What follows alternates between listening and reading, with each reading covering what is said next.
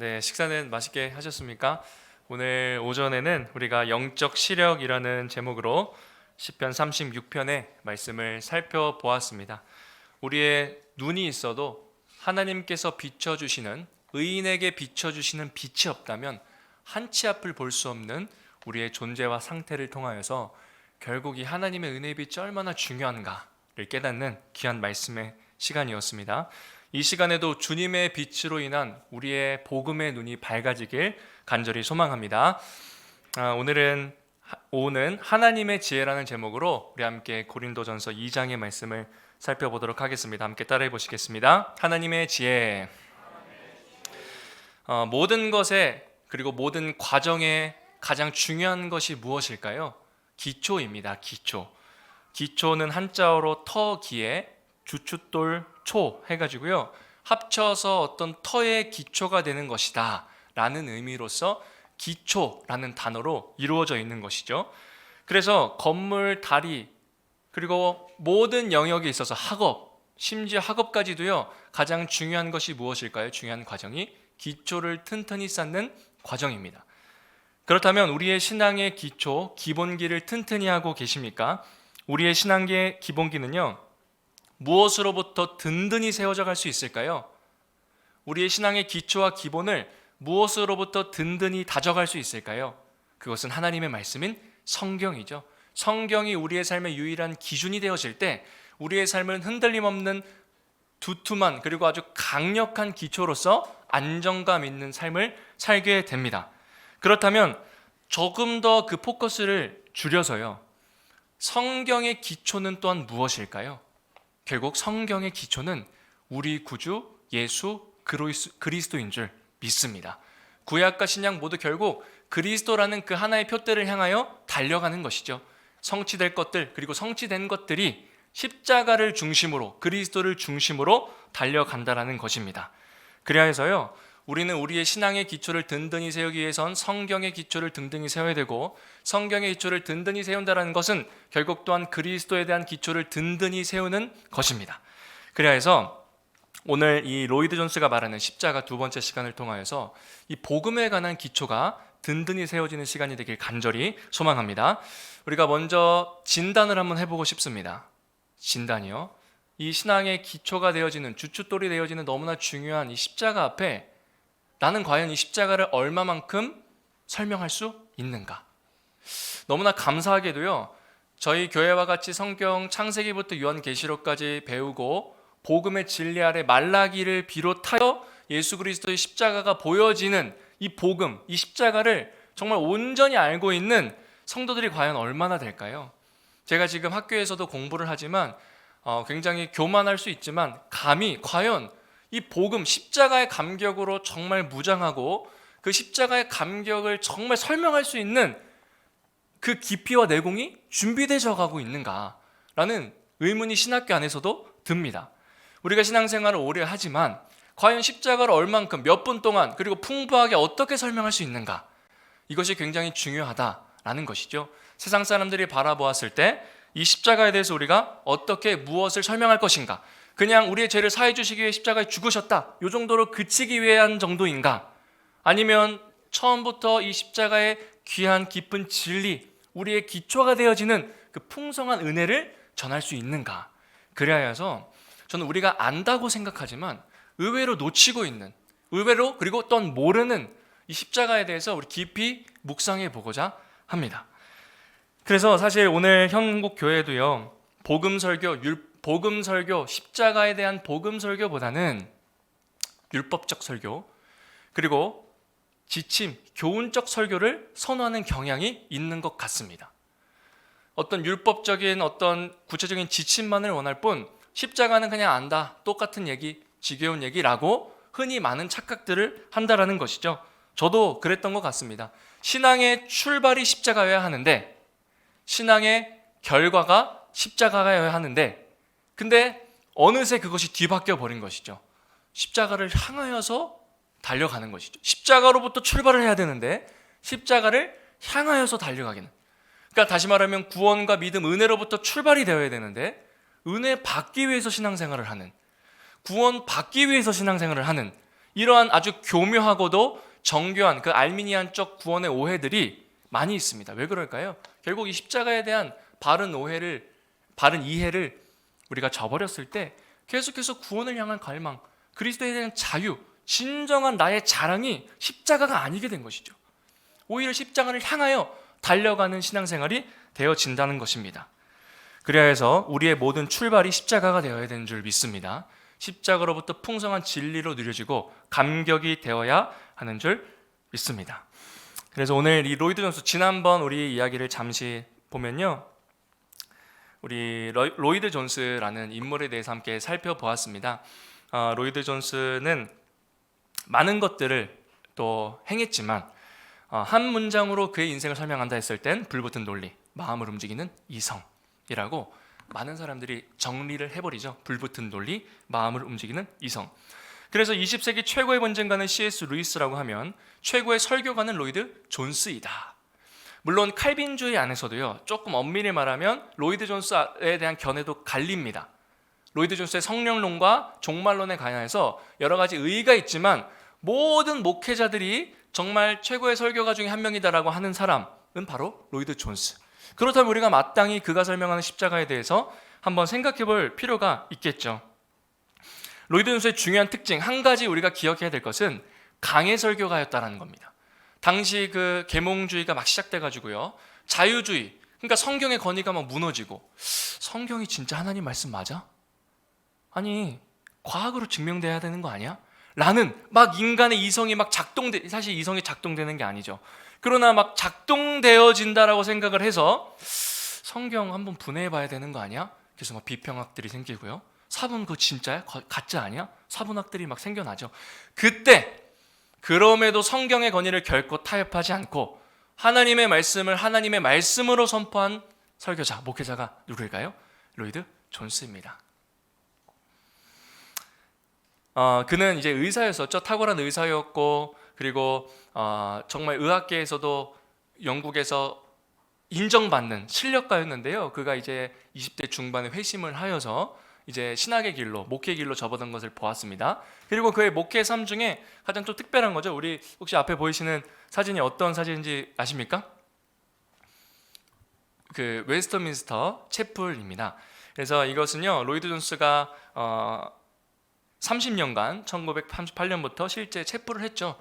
웨스트민스터 신앙 고백서 강해, 웨스트민스터 뭐 대소요리 문답이 적어진 그 곳, 어떻게 보면 참 역사의 뼈대가 되어지고 좀 알아준다 하는 교회였겠죠. 그곳에서 30년간 목회를 했고요.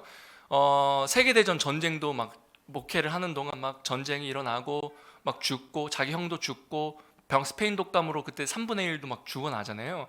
그러니까 지금 코로나는 비교할 수 없을 만큼의 어려움들이 있었습니다. 그럼에도 그 많은 시행착오와 우여곡절 끝에 목회를 굉장히 성공적으로 하고 결국 이제 암에 걸려서 그가 이제 죽게 되었습니다. 근데 암에 걸렸을 때 그가 가족들에게 했던 얘기, 유명한 얘기가 있죠. 절대로 내 암이 낫길 기도하지 말라. 와, 이런 기도를 합니다. 우리는 이제 참 쉽지 않은 이야기인 것 같아요. 암을 낫게 해달라고 우리는 기도할 것 같지만 절대 가족들을 향해서 내 암이 치유되는 것을 기도하지 말라, 내가 하나님께로 나아가는 것을 막지 말라, 이렇게 이야기를 합니다. 그리고 앞에 보이는 사진은요, 로이드 존스의 그 웨일즈에 있는 로이드 존스의 묘비입니다.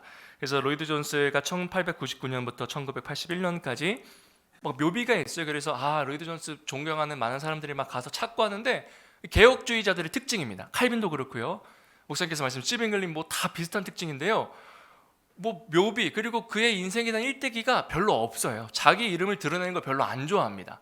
그렇기 때문에 참 학자들이 많은 어려움을 겪는 부류 중에 하나가 종교 개혁자들이거든요. 근데 로이드 존스도 이게 뭐야? 설마 그 로이드 존스야? 라고 할 정도로 아주 허름한 곳에 작은 묘비가 있습니다. 근데 그의 묘비에 적혀 있는, 여기 말씀이 잘 보이시나요? 딱 한 가지의 말씀이 그 안에 적혀 있습니다. 어떤 말씀이죠?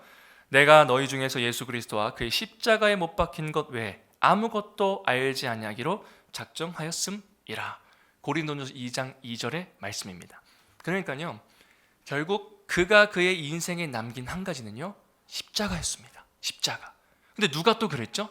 사도 바울이 그랬죠. 사도 바울도 결국 십자가 외에 자랑할 것이 없다. 그의 인생도 결국 이 십자가 말고는 나의 인생 이야기할 것이 없다 라고 마무리를 짓습니다. 우리도 적용해서 한번 생각해 보면 좋을 것 같아요.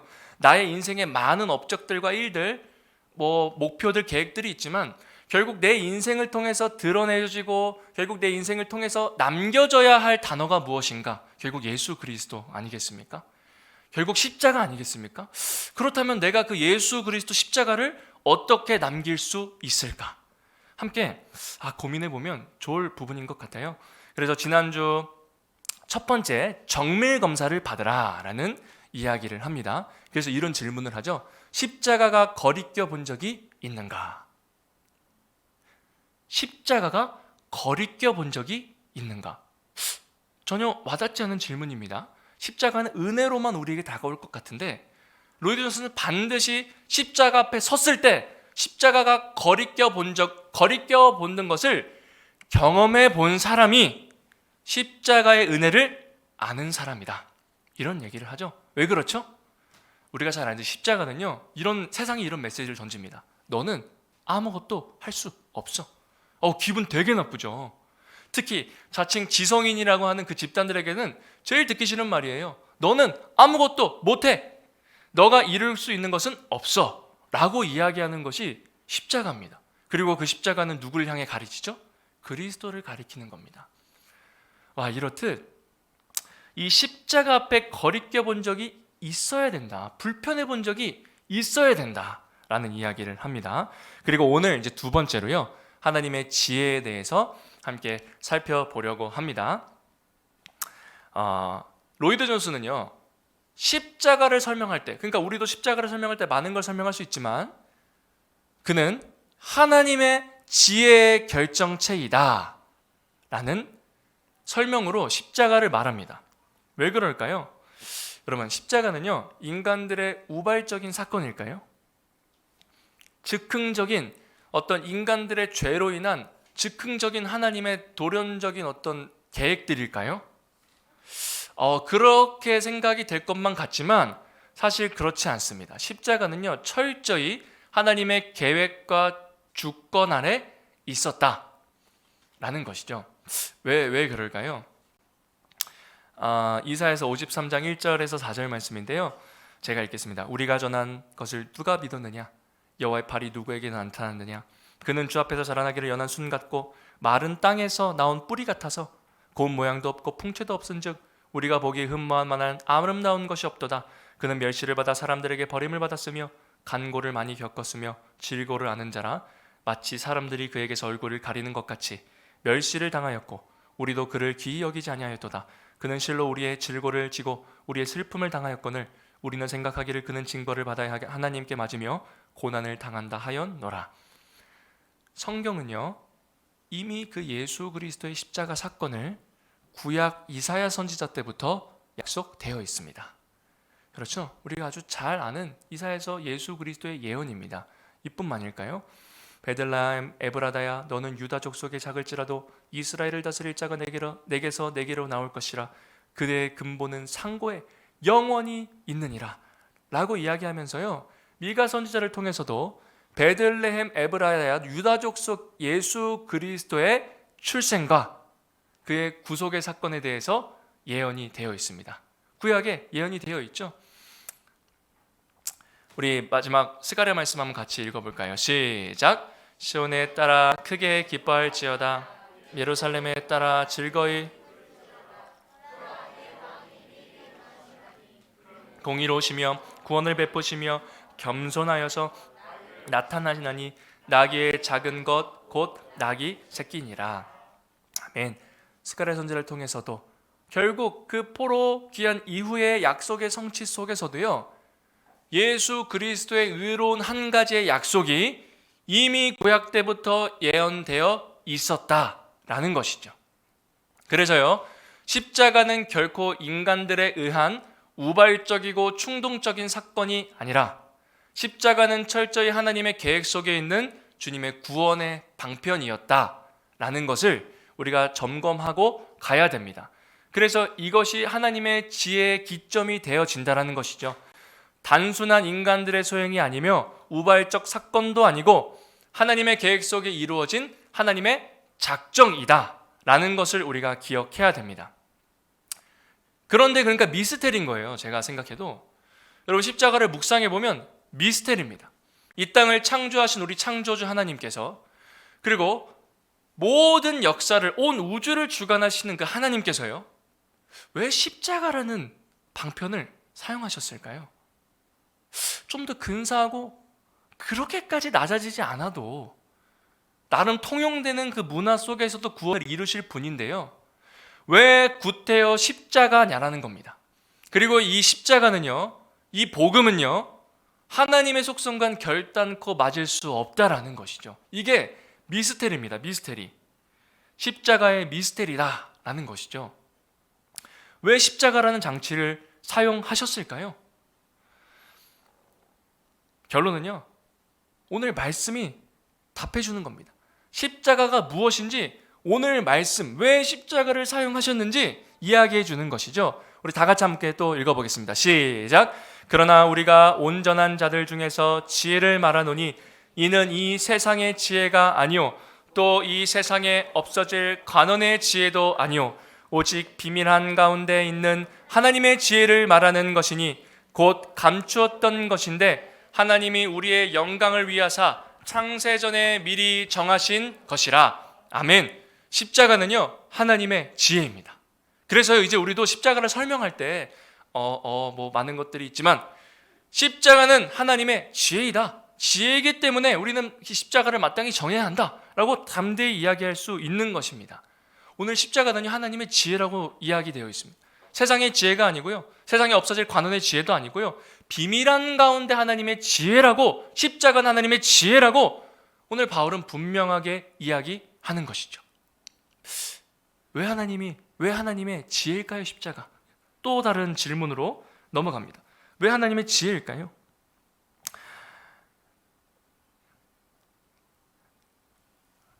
십자가에 큰 모순이 있습니다. 공의와 자비는 함께할 수 있을까요? 공의라는 가치와 자비라는 가치가 함께할 수 있을까요?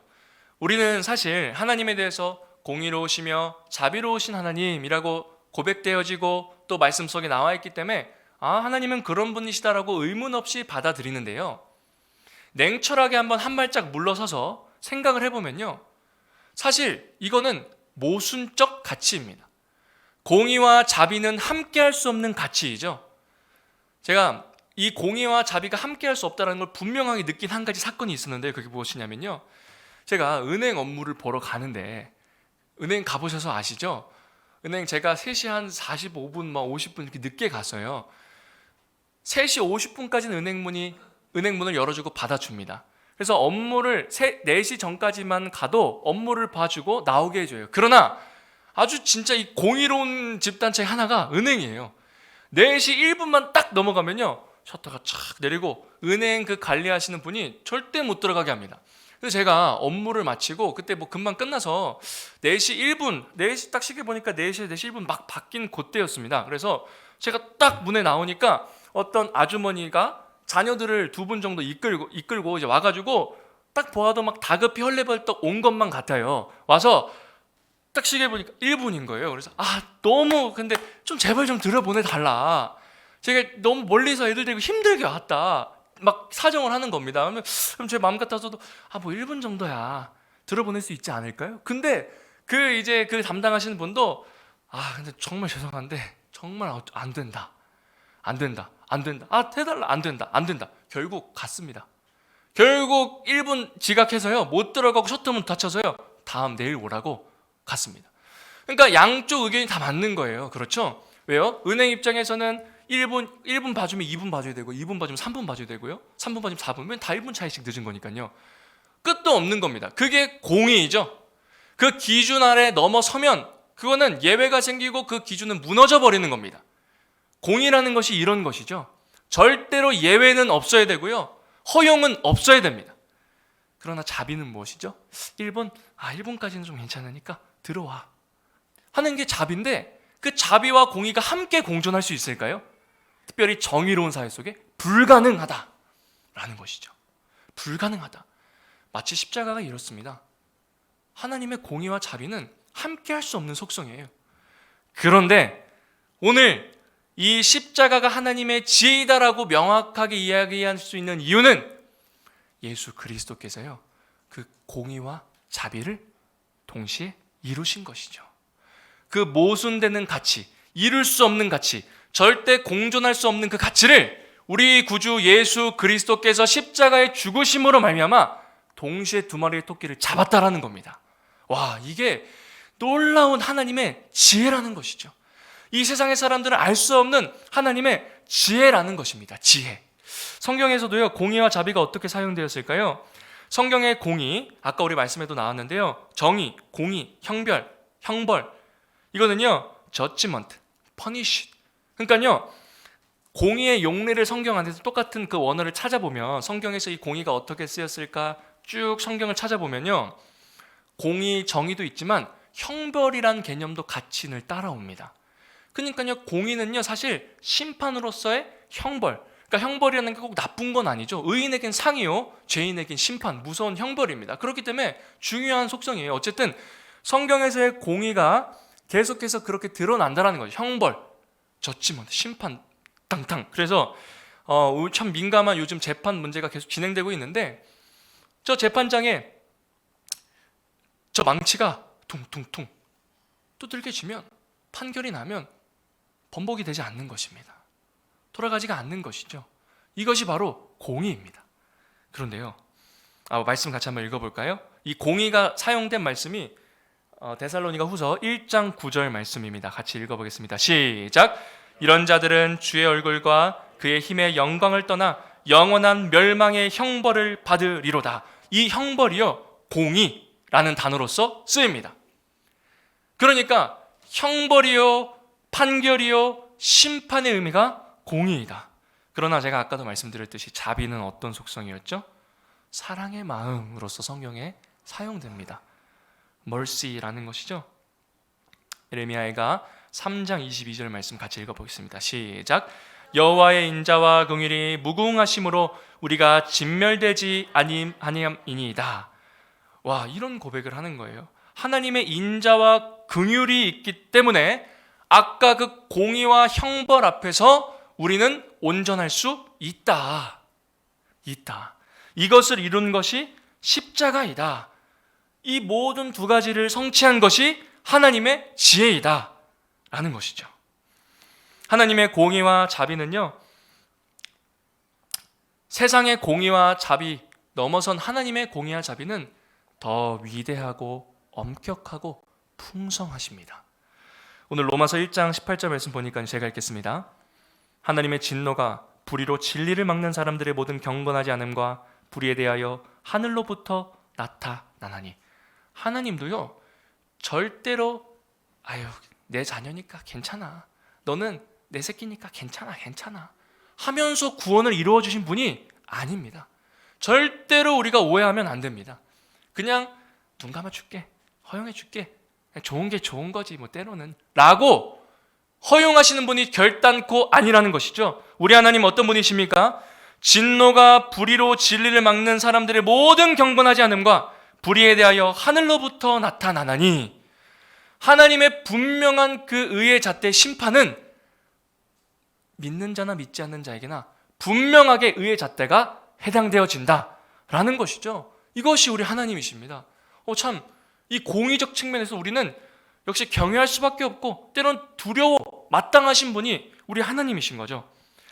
그러나 그 긍휼하신 주님은 어떤 분이실까요? 같이 읽어볼까요? 시작!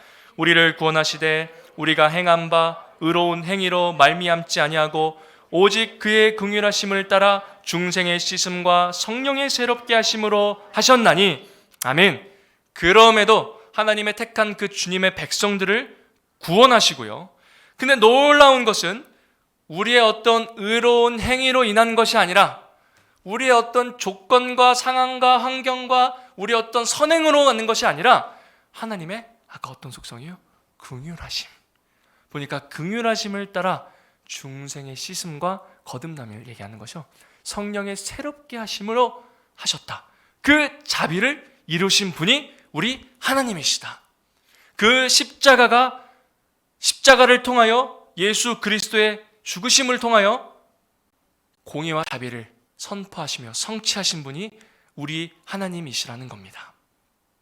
놀랍지 않으십니까? 이런 분이 우리의 예배를 받으시는 주님이시고요, 우리의 길을 인도하시는 우리 하나님이십니다. 그분의 지혜가 이렇게 놀랍다라는 것이죠. 그래서 우리는 반드시 이 십자가의 모순, 그리고 썩어 없어질 이 세상 앞에서 유일한 해결책은 결국 이 십자가가 되어야 하고요, 예수 그리스도가 되어야 하는 줄 믿습니다. 우리가 아직 죄인 되었을 때에 그리스도께서 우리를 위하여 죽으심으로 하나님께서 우리에 대한 자기의 사랑을 확증하셨느니라. 결국 그 공의와 자비를 이루신 그 하나님의 지혜의 근간에는 예수 그리스도의 사랑, 하나님의 사랑으로 그 십자가를 확증시켜 주셨다라는 것입니다. 우리 같이 읽어보시겠습니다. 시작. 자기 아들을 아끼지 아니하시고 우리 모든 사람을 위하여 내주시니까 어찌 그 아들과 함께 모든 것을 우리에게 주시지 아니하겠느냐. 아멘. 예수 그리스도와 그의 아들을 내어 주심으로 우리 또한 그 공의와 자비 앞에 한 발자국도 나아갈 수 없는 모순 덩어리인 우리의 인생이 예수 그리스도의 죽으심과 내어주심으로 말미암아 우리는 담대히 주님의 보좌 앞에 나와 지금 이 자리에 예배하는 것입니다. 이것이 놀라운, 우리가 이 예배의 가치를 말할 때 놀라운 하나님의 은혜의 속성이라는 것이죠.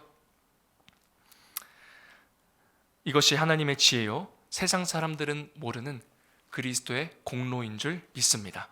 웨스터민스터 신앙고백서 8장 8항 중보자 그리스도인데요, 제가 읽어드리겠습니다. 그리스도께서는 값을 치르고 구속하신 모든 사람들에게 바로 그 구속을 확실하고도 효과 있게 적용하시고 전달해 주시며 그들을 위하여 대언하시고 말씀 안에서 그리고 말씀을 통해서 그들에게 구원의 비밀들을 계시하시고 그의 성령에 의하여 효과적으로 그들을 설복하여 믿고 순종케 하며 그들의 심령을 그의 말씀과 성령으로 주관하시고 그들의 모든 원수들을 그의 전능하신 능력과 지혜로 물리치시되 그의 기이하고 측량할 수 없는 섭리에 가장 부합되는 방법으로 하신다. 새롭게 보이시는 것이 있나요? 그의 기이하고 측량할 수 없는 섭리, 가장 부합되는 것, 그리고 구원의 비밀이며 전능하신 능력과 지혜, 그것이 무엇입니까? 십자가입니다. 십자가.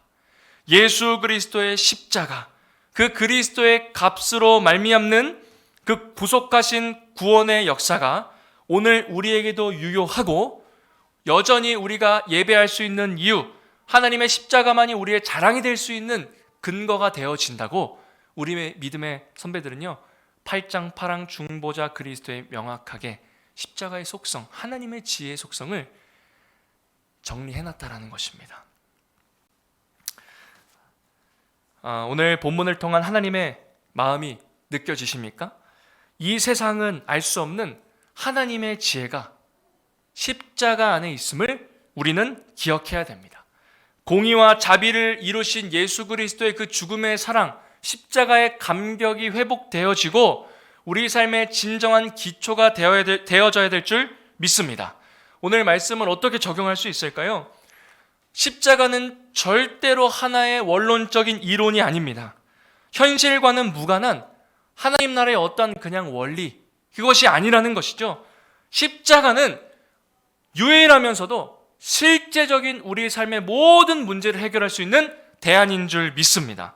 가정의 문제, 직장의 문제, 개인의 문제, 육아의 문제, 사업의 문제, 그 모든 문제들이 이 하나님의 지혜이신 십자가를 통해서 해결돼야 될 줄 믿습니다. 이 십자가가 나의 마음속에 회복되어지고 살아난다면 문제에 대한 시각이 달라지겠죠. 문제가 아니게 되어지겠죠. 묶였던 것이 자유케 되겠죠. 그것이 십자가의 능력이고요. 그렇기 때문에 원론적인 이야기가 아니라 우리 삶의 가장 실제적인, 가장 놀라운 이야기라는 것입니다. 코로나 모든 기간 속에서, 그리고 우리가 우리의 예배의 가치가 무너져 버리고 오용되어지고 모함과 왜곡과 혼란이 있는 이 시대 속에서 우리가 내세울 수 있는 유일한 대안, 그리고 본질은 우리 구주 예수 그리스도의 십자가인 줄 믿습니다. 그래야 오늘 말씀과 같이, 그리고 오늘 로이드 존스와 같이 십자가만이 인생의 자랑이 되어지고 가장 큰 찬양의 근거, 모든 신앙의 근거가 되는 우리가 되길 간절히 소망합니다. 말씀을 끝맺습니다. 공의와 자비를 이루신 하나님의 지혜인 십자가를 통한 감격을 누리고 계십니까? 우리 시간 함께 이 시간 기도하길 원합니다. 첫 번째 이 시간 회개하며 주님 앞에 나아갔으면 좋겠습니다. 복음의 기초인 십자가가 아닌 다른 것으로 우리의 삶의 대안을 혹시 찾으려 한 것이 있다면 하나님 회개합니다. 우리 신앙의 본질인 십자가를 더욱 튼튼히 세우는 은혜와 역사가 있게 하여 주시옵소서. 우리 시간 간구하기 원합니다. 하나님의 지혜인 십자가를 풍성히 누리고 우리 삶의 유일한 대안으로 삼게 하여 주시옵소서. 그래야 결단하기 원하는 것은 십자가를 전하는 삶, 자랑하는 삶을 살길 원합니다. 혼란하고 혼돈이 있고 무엇을 해야 하며 때론 막막하고 답답한 이 시대 속에서 십자가를 통하여 십자가가 정해지는 귀한 역사 있게 하여 주시옵소서. 이 시간 함께 기도하도록 하겠습니다. 기도합니다.